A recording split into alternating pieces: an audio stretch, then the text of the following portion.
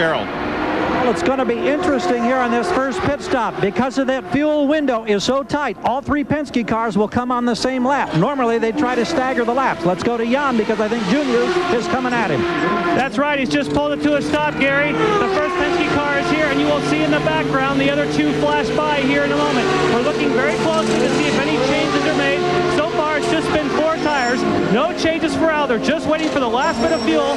Al is underway in 14.1 as Mansell goes by. Gary? And with Emerson Fittipaldi getting his first full service, he's ready to come off the jacks. 12, 13, 14 seconds. He's rolling. And now we look for Paul Tracy. He should be the next one coming in, just back to our left.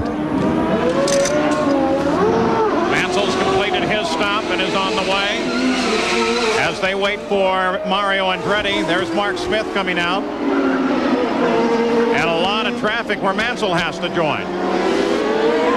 And in fact, Paul Tracy did stay out. He has taken up the lead of the race, but we know he's on his way to the pit lane, so it's only very temporary.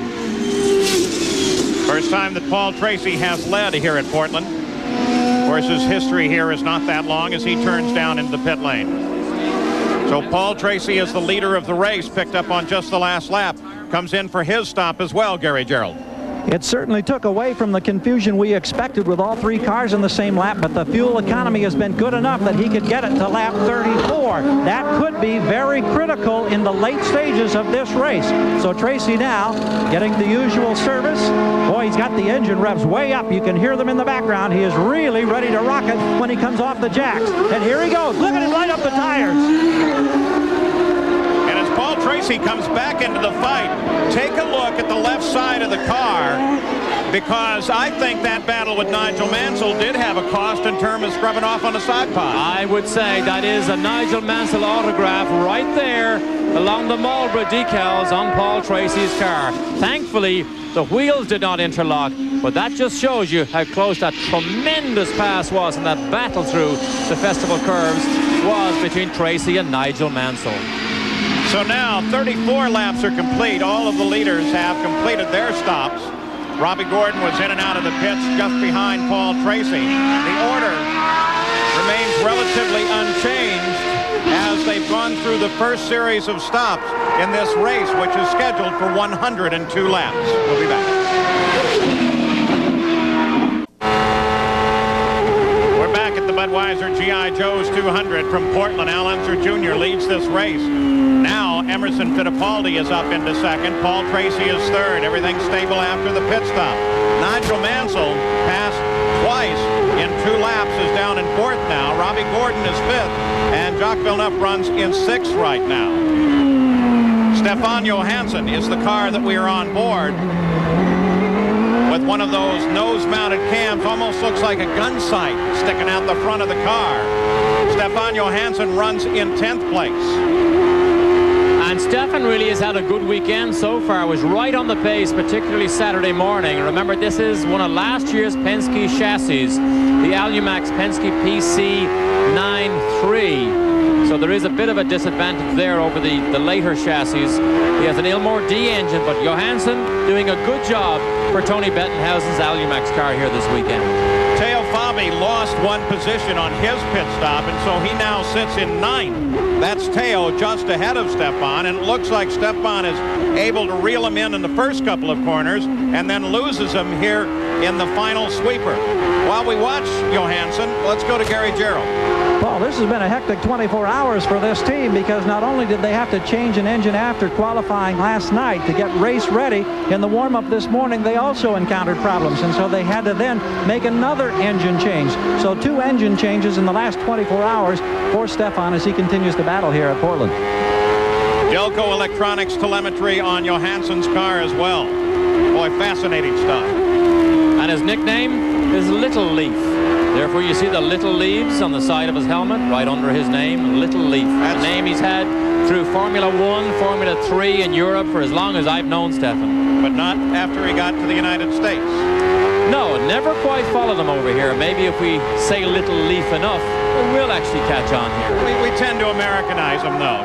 Ted Fabi, Stevie Johnson. We'll go through those at one time or another. Mauricio Gugelmin is out of the fight, and now he's with Jan.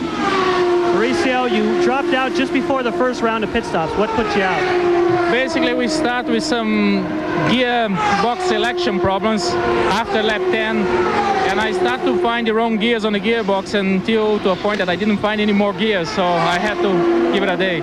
Thank you, Mauricio. Thank you. Paul? Well, Johansson is right back on the tail of Teo Fabi. Good battle here for 9th. Gugelmin, the second of the Chip Ganassi cars, now enjoys the use of a spare car from here on in. He didn't have that. And also the Hollywood sponsorship has now been increased to actually allow Gugelmin to now take on a test program. So both of the Ganassi cars out of the running, Michael Andretti earlier, though they are two totally separate teams. Both owned by the same owner, but operated, in fact, out of entirely different facilities in Indianapolis, Indiana. Great fight here with Johansson and Teo Fabi. Fabi so experienced in Formula One, IndyCar, sports cars, everything you could race. Fabi's been in it. And believe it or not, he's actually been successful. He's won races in just about every class of racing he's competed in. Some slower cars just ahead as Johansson continues his pursuit of Teo Fabi. Al Unser Jr. is pulling away in front once again.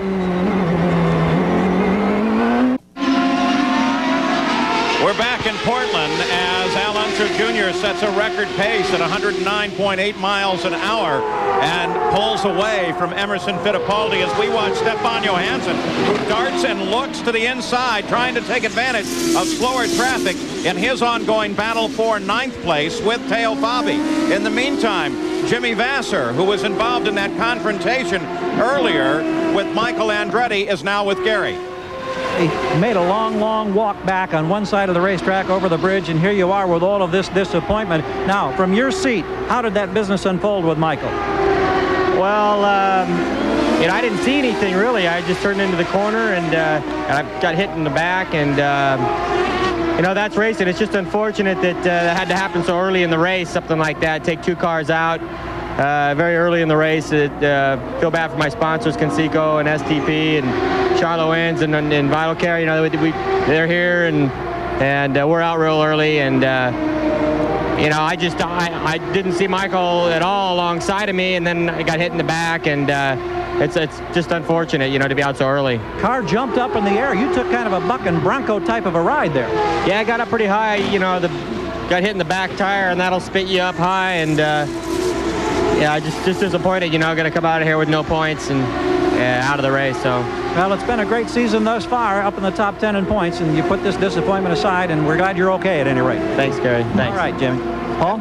A fairly consistent season for Jimmy Vasser thus far. And you can just hear the tone of his voice on the disappointment, but Jimmy Vasser's day will come. This is a very good, small, well-managed team run by David Cripps, and I just think their day in the sunshine is on the way. Brian Herta, the black 14 car, currently runs back in 7th place, while Al Unser Jr. has maintained a position right at 9.5, 10 seconds in front of the field. Great run for Brian Herta.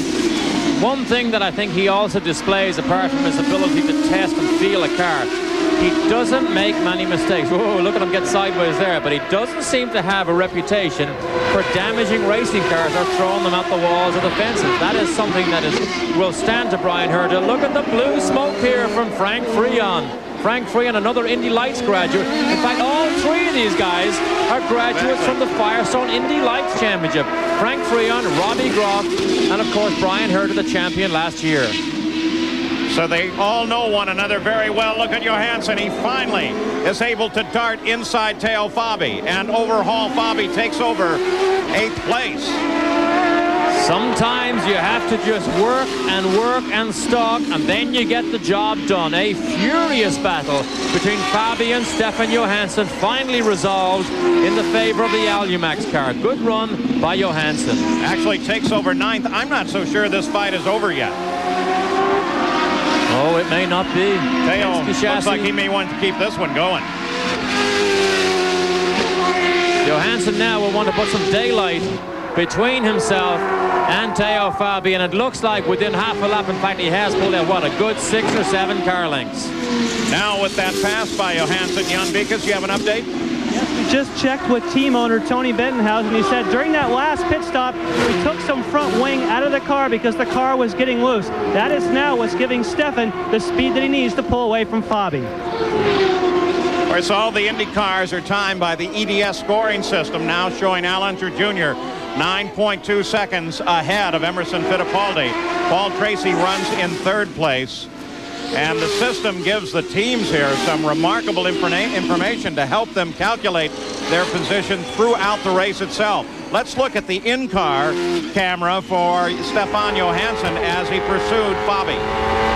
Oh, look, a great run down this front straight here. Slices out from under the rear wing of Teo Fabi. And Fabi, to be quite honest, had no option but to just concede the corner. Johansson was on his way. Bobby Rahal unscheduled into the pits, Gary Gerould. Yeah, they weren't expecting this when they believe that a tire has gone down. Oh, it's not only gone down. Look at over on the left rear. It's been entirely shredded. I guess it did go down. So it's fresh rubber here for Bobby Rahal. He'll get back out here, but of course he's lost a considerable amount of time, and he's now out of the regular pit sequence. This will be a three-stop race for Rahal. Yeah, Rahal was running 19th as he headed on into this stop to change that left rear. At the top of the order, nothing at all has changed except for that battle between Fabi and Johansson, resolved in Johansson's favor. Al Unser Jr. is still the leader.